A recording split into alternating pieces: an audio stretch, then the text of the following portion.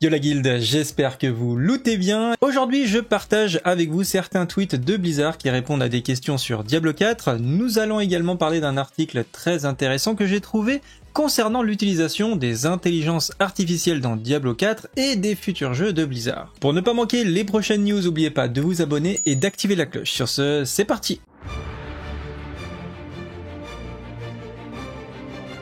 Juste avant de commencer, je tenais à vous préciser que vous avez été nombreux à postuler dans mon clan pour Diablo 4. Comme vous pouvez le voir, on a 150 places maximum et j'ai bloqué à 120. Le poste sur le recrutement est verrouillé. Néanmoins, si vous souhaitez encore avoir une place dans les 30 dernières places disponibles, eh bien c'est toujours possible puisqu'on a créé un rôle ici qui s'appelle candidat Diablo 4 il y a 2-3 jours et c'est tout simplement ceux qui participent le plus, qui semblent être intéressés par le jeu et qui sont présents sur le Discord, eh bien pourront obtenir une place dans le clan de Diablo 4. Donc si vous êtes toujours à la recherche d'un clan et que vous êtes motivé, eh bien vous avez juste à rejoindre le Discord et à demander à un officier Diablo 4 ou moi-même de vous mettre le rôle. Également un gros GG à Deus Viking qui a gagné l'édition Ultimate de Diablo 4. On avait quand même 554 participants il y a 5 jours sur ce giveaway. Donc encore une fois, GG à lui, et si vous l'avez manqué, eh bien il y a d'autres giveaways qui arrivent. Vous le trouverez dans la section Diablo 4. Pour l'instant, c'est une boîte, c'est un mystère, mais vous en saurez plus d'ici les prochains jours. Donc si ça vous intéresse tout ça, n'hésitez pas de rejoindre le Discord, vous avez le lien en description. Et on commence maintenant par la news sur les nouvelles informations des développeurs. Le premier sujet qu'on va traiter, eh bien c'est ce message qui montre une disponibilité de Diablo 4 au 1er juin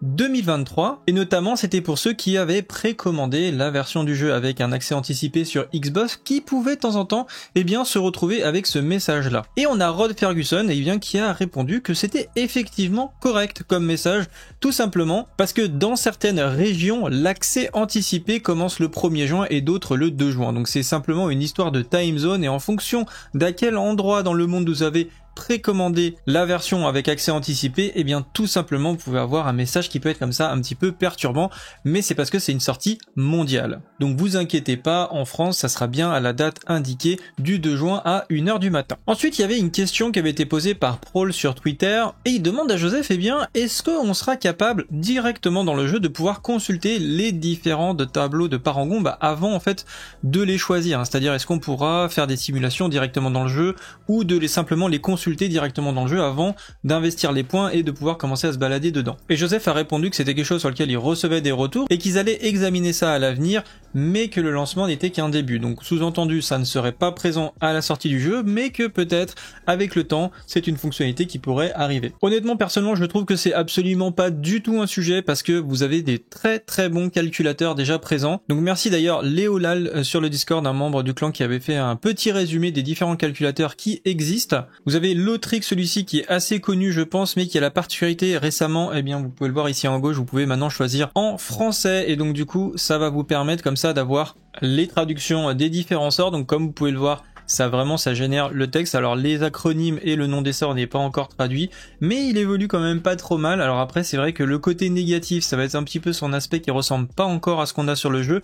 Mais ce qui est bien, c'est que vous allez pouvoir retrouver, par exemple, quand vous cliquez sur les glyphes, vous pourrez choisir les différentes possibilités de glyphes dans les parangons. Vous avez aussi la taille qui est bien présente de l'aura de la glyphe, donc on se rend bien compte en fait, des différentes zones des glyphes. Vous pouvez choisir aussi la puissance et le niveau de la glyphe. Donc il est vraiment pas mal pour tester les différents tableaux de parangons avec les glyphes notamment. Vous avez les différents aspects qui sont tous présents ici, donc évidemment il y en aura beaucoup plus sur la sortie officielle du jeu. En deuxième, on a DKBuild.gg qui est pas mal aussi parce qu'il a la force de vous proposer déjà pas mal de builds qui sont proposés par leur communauté, et vous pouvez évidemment créer vos propres builds avec les différents aspects que vous allez pouvoir choisir ici. Vraiment plutôt bien fait, avec vous pouvez même choisir vos skills, etc. Vous avez les talents de calculateur, cette fois on retrouve bien les bonnes icônes, mais il n'y a pas encore le tableau de Parangon qui est exploitable sur ce site, donc ça viendra évidemment très bientôt. Je pense que tous les sites de toute façon auront toutes les fonctionnalités à terme. Et enfin D4 Planner qui est je pense un des plus aboutis, Vous pouvez pareil choisir les différents aspects, vous faire un stuff, vous retrouvez l'interface comme il est dans le jeu,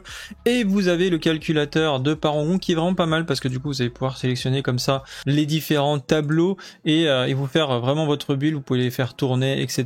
Voilà, on peut vraiment tout faire, c'est assez intuitif. Le seul bémol, c'est que vous n'avez pas encore les différentes glyphes, les choix des glyphes qui a été intégrés ainsi que leur zone d'effet respective. Donc voilà, encore une fois, on n'a pas un calculateur encore qui est parfait, mais franchement ça avance très très vite et je suis quasiment sûr que pour la sortie du jeu, la plupart des calculateurs devraient être opérationnels. Donc pour revenir au sujet de base qui était que Blizzard ne propose pas encore dans le jeu quelque chose qui nous permet de visualiser l'intégralité des tableaux de parangon, c'est pas vraiment un problème parce qu'avec les différents outils, même incomplets qu'on a aujourd'hui, franchement, on peut quasiment déjà tout faire. La question suivante de Chris Tracker, est-ce que vous pouvez confirmer qu'on peut porter plus d'un objet unique sur son personnage? Donc techniquement, est-ce que je peux porter à la fois un Shaco et par exemple le Windforce et bénéficier le bonus de chacun de ces objets? Et on a Joseph qui répond, c'est exact, vous pouvez porter plusieurs objets uniques différents et bénéficier de chacun de leurs avantages. Alors c'est vrai que vous ne pouvez pas bénéficier de plusieurs fois du même aspect légendaire, c'est-à-dire que si vous avez 2 fois le même aspect sur arme par exemple, eh bien il va être grisé, tout simplement, vous aurez un qui fonctionnera, l'autre qui ne fonctionnera pas. Mais ici pour les bonus des objets uniques, vous pourrez bien les cumuler et avoir plusieurs objets uniques pour optimiser votre équipement. Voilà pour les questions sur Twitter et maintenant on part sur un sujet que j'ai trouvé hyper intéressant. Blizzard s'explique sur l'utilisation controversée de l'intelligence artificielle dans ses futurs jeux. C'est-à-dire qu'en gros la polémique est partie autour du principe que Blizzard serait en train d'essayer de remplacer ses employés par des intelligences artificielles. Avant de traiter l'article, déjà je vais vous donner mon point de vue sur l'utilisation, que ce soit des grands groupes ou petits groupes, des intelligences artificielles. Pour faire simple, ils ont pas le choix, que ce soit les grands ou les petits. Si vous ne vous mettez pas à jour et que vous n'utilisez pas les nouvelles technologies, forcément vous allez être dépassé. On a vu des vidéos assez incroyables, notamment avec Nvidia et la technologie DLSS qui permet de générer du coup des images directement grâce à l'intelligence artificielle, ce qui permet d'avoir un gain d'images par seconde assez conséquent. On a vu déjà beaucoup de technologies qui sont quasiment prêtes, On peut penser au moteur Unreal qui est capable de prouesses techniques, que ce soit générer des personnages en 3D à partir d'une simple vidéo ou générer du décor de manière dynamique et crédible en quelques clics. Donc il y a vraiment des milliers d'utilisations pour l'intelligence dans les jeux vidéo et on peut imaginer aussi que dans les MMORPG, je vous montrerai peut-être dans une autre vidéo, mais par exemple il y a une personne qui s'amuse avec ChatGPT à créer des PNJ comme ça dans le jeu qui sont du coup gérés par des intelligences artificielles dans lesquelles il peut poser à l'oral des questions et l'IA lui répond à l'oral sur des questions de son environnement, etc.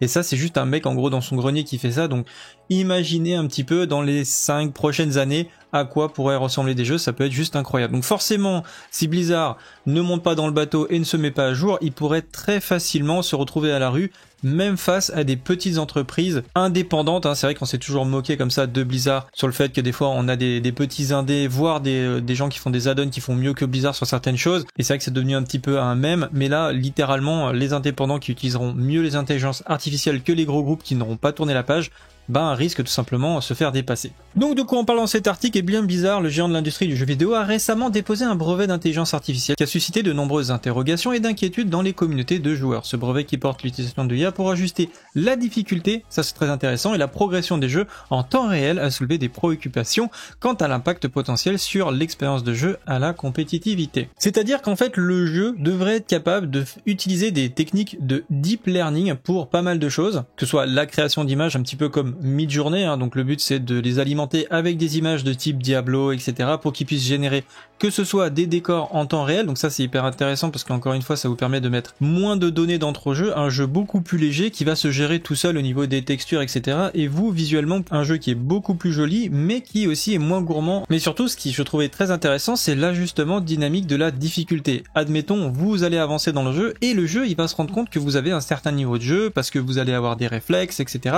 Par rapport aux autres joueurs, il va vous évaluer. Et là, il va essayer de vous mettre en face de vous des intelligences artificielles, donc des mobs qui sont plus ou moins puissants, et du coup évidemment des récompenses qui vont être adaptées à votre niveau de jeu, enfin je l'espère, parce que forcément si vous adaptez la difficulté et que vous n'avez pas d'avantage par rapport à un joueur qui joue moins bien et du coup qui va avoir les mêmes loots que vous, là c'est vrai que ça devient un petit peu moins intéressant. Mais du coup voilà, on pourra avoir une difficulté qui peut être dynamique et s'ajuster par rapport à vos performances en temps réel. La difficulté pour eux c'est l'approche éthique des IA dans les jeux vidéo, parce qu'évidemment comment ils vont analyser votre gameplay, c'est-à-dire qu'ils vont enregistrer ce que vous faites et ils vont réutiliser ces informations-là pour créer un profil de votre joueur et ensuite adapter le niveau de difficulté. Donc ça pose pas mal de questions On va dire que forcément, si c'est pour updater le niveau de jeu, ça peut être intéressant, mais voilà, on pourrait avoir d'autres utilisations, comme par exemple publicitaire, et comment façonner le jeu de manière à ce que peut-être vous soyez plus tenté à acheter des choses dans la boutique. Ça pourrait être des choses d'optimisation qui, là, du coup, seraient bien moins intéressantes pour nous. Bref, les intelligences artificielles et les jeux vidéo, je trouve que c'est vraiment un sujet passionnant. Dites-moi en commentaire si c'est quelque chose qui vous intéresse aussi, parce que j'ai pas mal d'autres petites news potentiellement qui pourraient vous plaire à ce moment-là. En tout cas, pour ma part, c'est tout pour aujourd'hui. J'espère que cette vidéo vous aura plu. Si c'est le cas, n'oubliez pas de la liker et la partager. On se retrouve dans la prochaine vidéo. Salut à tous, c'est Guild, ciao bye.